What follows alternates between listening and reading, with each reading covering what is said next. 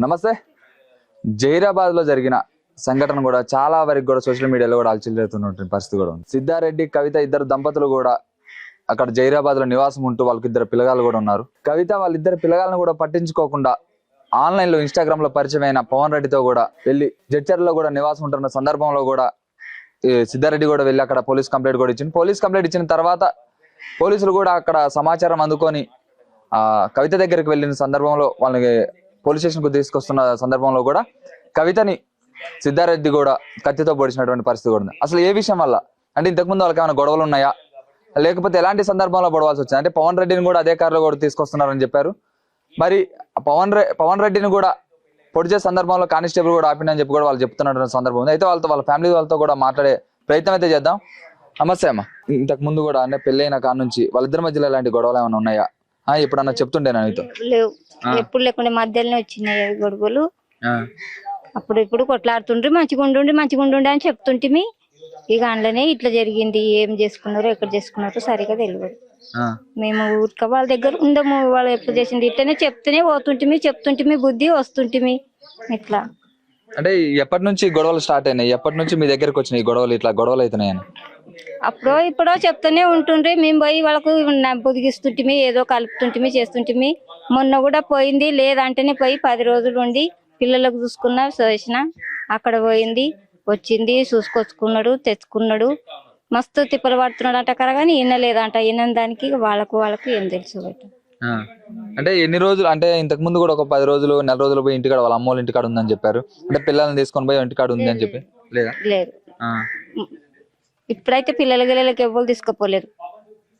ఒకప్పుడు గొడవలు అయినప్పుడు తీసుకుపోయింది. పిల్లలకు తీసుకొని తల్లి వచ్చి ఆటో కట్టుకొని వచ్చి స్కూల్లో ట్యూషన్ పంపిస్తే ట్యూషన్కి వెళ్ళి బిడ్డలకు, తల్లికి, పిల్లలకు అందరికి తీసుకొని పోయింది. అప్పుడు ఇట్లనే పెద్దలు పోయి తొలుకొని వచ్చిండ్రు. మంచిగా ఉంటే బాగా కదా, ఇట్లా చేసుకుంటే బాగుండదు అని బుదిగిచ్చి తొలుకొని వచ్చింది. వచ్చినాక కొన్ని రోజులు బాగున్నది, మళ్ళీ బాగున్నసని మళ్ళీ ఇప్పుడు అట్లనే చేస్తూ పోయింది. అంటే ఈ పవన్ రెడ్డి మధ్యలో వచ్చిందని చెప్పి మీకు ఎప్పుడు తెలుసు? అంటే మీ అబ్బాయి ఏమైనా చెప్తుండేనా మీకు? మాకేం చెప్పకుండే.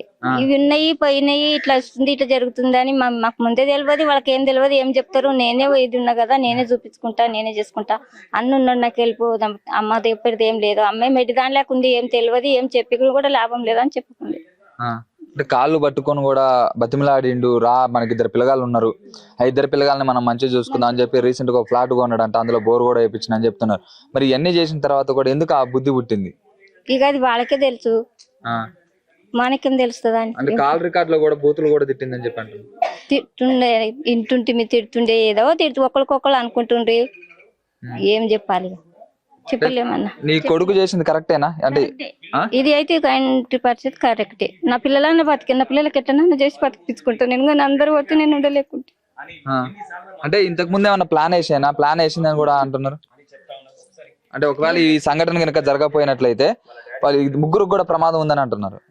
ఇక చేసేదానికైతే అన్నారు, ముగ్గురికి చంపేసిపోతుండే, ఇది చేసిపోతుండే. ఇంకా నయం పిల్లలన్నా మంచిగా ఉన్నారు, వాళ్ళకి చూసి పొద్దేసుకోవాలి. ఇంకా ఉన్నాడు కదా పెద్దవాడు, వాడు చూసుకుంటాడు. నీకు చేత కాకుండా కూడా పిల్లలు చూసుకుంటాడు. పిల్లలు పోయినాక వాళ్ళు పోయినాక ఏం చేస్తుంటే ఉండి కూడా ఏం చెప్తామమ్మా మీ కొడుకు? మరి పోలీసులకు కావచ్చు వాళ్ళందరూ కూడా ఎలా శిక్ష రిమాండ్ లోకి పోయిండు. ఇప్పుడైతే నాకైతే మంచిగా చేసిండు అనిపిస్తుంది. ఆయనకి ఇంత మంచిగా చేస్తే చాలు పెట్టాము, మాకు అంతకన్నా ఏం లేదు. హెల్ప్ చేయండి పిల్లలకు, మళ్ళీ ఏం లేదు మాకని కాదు, పిల్లలకు మంచిగా చూసుకుంటే చాలు. మరి ఆస్తి ఎట్లా? ఇక ఆస్తులు నాకు తెలియదు. వచ్చి ఇక్కడ మాట్లాడారా? పిల్లల్ని తీసుకోవడం చూసారా? మా దగ్గర ఒకరిని పెంచుకుంటాం రాలేదు, దగ్గరికే రాలేదు. అసలు కనీసం ఇట్లా నిన్న ఘటన అవుతున్న సందర్భంలో కూడా వచ్చి కూడా కనీసం వాళ్ళని చూడలేదా? రాలేదు. రండి పెట్టాని కూడా అనలేదు. మా దగ్గర కూర్చున్నారు కానీ రండి అని కూడా అనలేదు. మరి పిల్లలు ఏమన్నా అమ్మమ్మ వచ్చిందని చెప్పి పిల్లలు ఏమన్నా అమ్మమ్మ కాడికి పోవడం జరిగిందా? పోలేదు. పొమ్మంటే కూడా పోలేదు. పొండి రమ్మంటారేమో, కూర్చుంటారేమో, పొండి పెట్టి అమ్మమ్మ వచ్చింది పోయి దగ్గర కూర్చోండి ఉన్నదా కంటే కూడా పోమని పోలేదు. వాళ్ళకు కూడా అర్థమైపోయిందా? అర్థమైపోయింది. అంటే మంచిగా చూసుకోదు ఎట్లా కూడా. సిద్ధారెడ్డి వాళ్ళ అన్న మరి ఆ అయిన సందర్భంలో ఆయన లేకపోవచ్చు, కానీ అన్ని విషయాలు అన్నతో షేర్ చేసుకుంటాడని కూడా తెలిసింది మనకి. మనం మాట్లాడదాం అన్నతో. అన్న నమస్తే. నమస్తే. ఈ సంఘటన జరగకముందంటే గొడవలు అయితే నేను కూడా మీతో చెప్పినని కూడా చెప్పారు. అది ఎట్లుంటుండే? ఎట్లంటే మేము మంచిగా ఉంటుంటామని అన్నదమ్ములం క్లోజ్. ఇంకోటి ఏమనంటే ఒక సమస్య కింద అమ్మగారికి వెళ్ళిపోయింది మా అమ్మ మడతలు. అయితే సంజాంచి తొలికొచ్చినాం. మా తమ్ముడు ఏమంటుండంటే మనకు చెల్లెళ్ళు లేరు అన్న, మంచి చూసుకుందాం అని చెప్తుండే. అంటే ఇది గొడవలు అవుతున్నాయి అని చెప్పి, అంటే కవిత ఇలా ఇలా ఇట్లా చేస్తుంది, వేరే వాళ్ళతో చాటింగ్ చేస్తుంది అని చెప్పి మీ తమ్ముడు ఏమన్నా మీకు చెప్పిండన్నా? చెప్పిండన్నా ఇంకా నమ్మలేనన్న ఫస్ట్ నేను. చెప్పిండు మాకు, ఇంకా నమ్మలేము మేము. మరి ఏమని చెప్పిండు? అంటే ఇట్లా అంటుండే మాకు, కానీ మా వందే తప్ప అనుకుంటుంటే మేము. అంటే కావాలని చెప్తున్నా చెప్పి ఒట్టి ఆడవిళ్ళ మీద మనం చెప్తుండే ఒట్టి పిల్లాడు అనుకుంటుంటే. అంటే అక్కడ ఉన్న బజార్లో, అంటే ఆ గల్లీలో ఉన్న ప్రతి ఒక్కరు కూడా, ఆ ఇంటి ఓనర్తో సహా ప్రతి ఒక్కరు కూడా సైకో సిద్ధారెడ్డి ఒక సైకో, ఊకే నన్ను టార్చర్ పెడుతున్నాను, ఇబ్బంది పెడుతున్నాను కూడా చెప్పింది కూడా. సైకో సిద్ధారెడ్డి కాదన్న, సిద్ధారెడ్డి మంచివాడే. సైకో ఊని మాడుతుండే. అవును, ఆమె బుద్ధులు మంచి లేకుండా అంతే. మరి ఇట్లా సంఘటన, ఈ ఘటన అయింది, పిల్లగాళ్ళు కూడా అనాథలు అయిపోయినారు. ఆ పిల్లగాళ్ళ పరిస్థితి ఏంది? అంటే సిద్ధారెడ్డి కూడా ఇప్పుడు జైలుకు పోయినట్టు పరిస్థితి ఉంది. ఇప్పుడు ఏమో వాళ్ళ అమ్మ కూడా చనిపోయింది. మరి ఎట్లా అన్న వాళ్ళ పిల్లగాళ్ళ పరిస్థితి ఏంది? వాళ్ళకి వాళ్ళ అమ్మమ్మ వాళ్ళ దగ్గరికి ఏమైనా తీసిపోయే అవకాశం ఉందా? వాళ్ళ అమ్మమ్మలకైతే ఇవేమన్నా, వాళ్ళ అమ్మ ఇచ్చే పరిస్థితి లేదు మా దగ్గర. అంటే ఒకవేళ ఇస్తే వాళ్ళకి కూడా ఏమైనా ఇబ్బంది అయ్యే అవకాశం ఉందా? వాళ్ళకు ఇబ్బంది ఏం కాదు, మాకు ఇబ్బంది అవుతుంది అన్న. వాళ్ళకి మీరు కానీ మంచిది కాదు, కలెక్టర్ మంచిది కాదు, అలాగే వాళ్ళకి ఇవ్వడానికి అనుకుంటున్నాను నేను.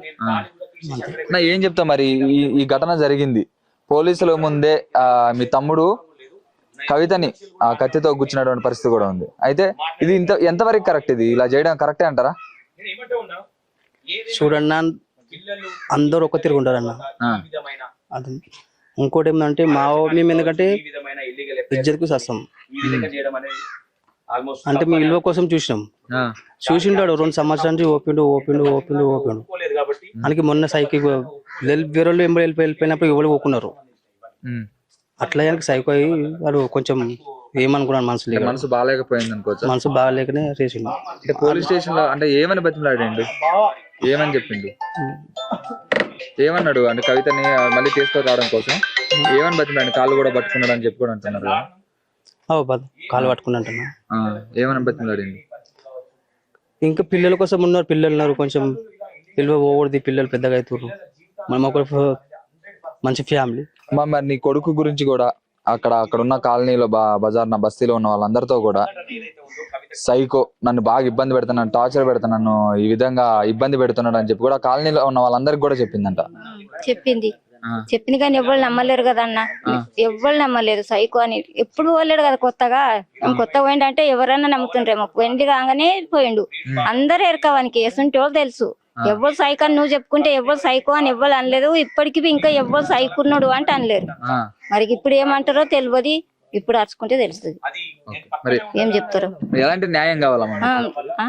న్యాయం కావాలంటే మా ఆయన సిద్ధారెడ్డి చేసిందే న్యాయం, అదే కరెక్ట్ వచ్చింది మాకు. అంటే ఇప్పుడు సిద్ధారెడ్డి రిమాండ్ పోయింది కదా, మీకు ఎలాంటి న్యాయం కావాలనుకుంటున్నా? పోలీసుల దగ్గర నుంచి కావచ్చు, పిల్లల కోసమే అన్న, పిల్లలకు న్యాయం కావాలంటే మాదైతే ఎట్లా పిల్లలకు చేస్తాం, అక్కడికి వెళ్ళి అయితే కావాలి కదా. వాళ్ళది కూడా 2 ఆడపిల్లలు ఉన్నారు, ఇస్తాం అన్నది ఇవ్వాలి కదా. పిల్లలకు చూడమంటున్నాం, మీకు అంతకేం లేదు. వాళ్ళు ఇయ్యనప్పుడు ఏం చేస్తాం కదా, కానీ దొరికితే పిల్లలకు ఏదన్నా ఇంత ఆసరా అవుతుందేమో, తల్లి నీడలో బతికినట్లు అవుతుందేమో, తల్లి లేని దానికన్నా దేవులాడుతున్నాం అంతే. మీకు కూడా వయసు అయిపోతుంది, పిల్లగాళ్ళు కూడా ఎదుగుతున్న సందర్భం, మరి వాళ్ళకి కూడా అమ్మతో ఉంటే వాళ్ళకి అన్ని చెప్పుకోవాలనుకుంటున్నారు. అమ్మ లేదు, మరి ఇవి చూసుకుంటాం, ఎట్లా చేస్తాం. వాళ్ళ కొంతలో లేదనుకుంటున్నాం, చూసుకోవాలి. మరి మేము మస్తు బతిమలాడినాం, లేని దానికి ఏం చేస్తాం చెప్పు. యానన్న ఉన్నదాన్ని తొలికొస్తాం అందుమా, అన్ని ఉన్నాడు, చూసుకుంటాను ధైర్యం చెప్పుకున్నాడు, చూసుకుంటున్నాడు, చూస్తాం. అయితే ఇక్కడ సిద్ధారెడ్డి వాళ్ళ నాన్న కూడా ఉన్నాడు, సార్ మాట్లాడే ప్రయత్నం అయితే చేద్దాం. కోడలేమో వేరే వాళ్ళతో, పవన్ రెడ్డి అనే వ్యక్తితో కూడా లేచిపోయి అక్కడ నివాసం ఉంటుంది. కొడుకు 2 పిల్లగాలను కూడా వదిలేసిపోయింది. ఏం చెప్తాను? అది తప్పే సార్, అది తప్పే. 27 తారీఖు 9 గంటలకు వెళ్ళిపోయిందంట, 11 గంటలకు. తప్పే సార్ అది. మరి ఏం చెప్తాను నీ కోడల గురించి? ఏం చెప్తాను? కోడలు తప్పని చేసింది సార్, అంత తప్పని చేసింది. వీని కూడా టార్గెట్ పెట్టింది, వీని కూడా లేపేద్దామని. మీతో ఎప్పుడు సరిగా మాట్లాడకుండా సార్, ఎప్పుడు ఫోన్లు చేసుడు, సైకిల్ లేకనే తిరుగుడం అక్కడ ఇక్కడ, ఎప్పుడు సరిగా మాట్లాడకుండా సార్. అంటే నీ కొడుకు సైడ్ నుంచి ఆలోచించకుండా ఒక ఆడపిల్ల సైడ్ నుంచి ఆలోచించి చెప్పు. కరెక్టే సార్, మంచిగా నాకు సరిగా మాట్లాడకుండా మా మీదే కర. వాళ్ళ అమ్మ వాళ్ళతో మంచిగా ఉంటుంది. వాళ్ళ అమ్మ వాళ్ళతో అంత కొసటే వాళ్ళ అమ్మ వాళ్ళతో. ఈ గొడవలు అవుతున్న టైంలో మీకు ఏమైనా చెప్పిందా? మీకు ఏమైనా నీ కొడుకు కానీ నీ కోడలు కానీ ఏమైనా చెప్పారు ఇట్లా గొడవలు అయితేనే? చెప్పారు సార్ అంత మంచిగా ఉండాలని నేను చెప్తుంటే వాళ్ళు ఫోటో చూపించి సంవత్సరం కింద గొడవలు అయితేనే అని చెప్పిండు. ఇక అంత మంచిగా ఉండి పిల్లలు గిల్లలు అని నేను ఇక అట్లా జరిగింది సార్. అంటే మీరైతే మందలించలేదు మీ కోడల్ని అయితే ఒక మాట కూడా అనలేదు? అనలేదు సార్, బెటర్ అనేదాకా మాట్లాడుకుంటే ఎప్పుడు అనుకుంటే ఒట్టిగా పిల్లలు వాళ్ళు ఉన్నారు ఇక ఎందుకు గొడవలే అని కానీ నేను సపరేట్ అవ్వకుండా. అటు మీ వైఫ్ చూసుకున్నట్లయితే మా కొడుకు చేసిందే కరెక్ట్ అంటారు? మా కొడుకు చేసిందే కరెక్ట్ కాదు, బిల్కుల్ కరెక్ట్. లేకుంటే ఆ కొడుకు ఉంచకుండా వాళ్ళు బిల్కుల్ ఎందుకు అంటే ఉంచకుండా అంటే ఎట్లా? ఇట్లనే ఆమె ఏమైనా ప్లాన్ చేసి చేసేస్తుంది, వానికి కొట్టేస్తుంది. పిల్లగాళ్ళని కొడుకు మా కొడుకు కూడా ఉంచకండి. అంటే కరెక్టే అంటావు? కరెక్ట్, ఏది చేసింది కరెక్ట్. బాగా చెప్తా. 2-3 ఏళ్ళ సార్ బర్ధిస్తుండే కదా సార్ మా కొడుకు, సరిగా పని చేయక సరిగా తినక ఇక అది బర్దాయిస్తున్నాడు. బర్దాయించి ఎక్దమ్ తిక్కొచ్చింది, ఎక్దమ్ కసి వచ్చి కూడా ఆడ కూడా జెర్సీలలో కూడా మస్తు మాట్లాడినదంట, కాళ్ళ మీద పడ్డాడంట, బిదాటం వస్తున్నాడు, మా అయింది ఏం జరిగింది అంటే కూడా తిట్టుడు సార్. అడ్డమైన మాట తిట్టుడు. ఏమని తిట్టింది? బూతులు ఇదే, నువ్వేం చేస్తావురా, నీతో పైసలు ఎక్కడి ఉంటాయి అన్ని దగ్గర, బూతులు తిట్టు. బంగారం కూడా ఉండమైంది సార్, ఈ పుస్తకాల తాడు ఉండే, ఈ చెవులకు కమ్మాలు బుట్టాలు. పుస్తకాల తాడు ఇక్కడ ఇంటికాడ పెట్టిపోయినా అని చెప్పింది కదా? లేదు సార్, ఆమె ఎంబడే కొండపోయింది. ప్లాన్ అది బట్టలు గిట్టలు అంతా తీసుకొని తెంకపోయింది జెర్సీల అక్కడ. కనీసం పిల్లగాళ్ళ మీద ఎందుకు కొంచెం కూడా ప్రేమ లేకుండా ఎందుకు పోయింది? అది వాడు ఏం పెట్టిండు ఏమో సార్, అది అర్థం కాకొచ్చు. ఏమన్నా రుద్దిండా ఏమదా అది అర్థం కాకొచ్చింది. అట్లా కూడా చేస్తున్నాడు అంట, నాకు జర వాళ్ళు అన్నారు, అట్లా కూడా చేయొచ్చు అన్నమాట ఆడింది సార్. సరే, చూస్తున్నారుగా, ఇవన్నీ చూసినట్లయితే కవిత కనీసం కొంచెం కూడా పిల్లల మీద ప్రేమ లేకుండా, మొగుడు మీద కనీసం ప్రేమ లేదు అంటే రీసెంట్ గా 2 సంవత్సరాల క్రితం పరిచయం అయినటువంటి పవన్ రెడ్డితో పోవడానికి సిద్ధపడిందంటే కనీసం కొంచెం అన్న పిల్లల మీద ప్రేమ అయినా ఉండాలి కదా. ప్రేమ లేకుండా పోవాల్సినంత కర్మే వచ్చింది. కష్టపడి పానీపూరి అమ్మి భార్య పిల్లలు కూడా ఉన్నారు, మంచిగా ఉండాలి, వాళ్ళందరూ కూడా మంచిగా ఉండి భవిష్యత్తులో వాళ్ళందరికీ కూడా ఒక ఆసరా అవుతుందని చెప్పి కూడా ఒక ఫ్లాట్ తీసుకున్నాడు.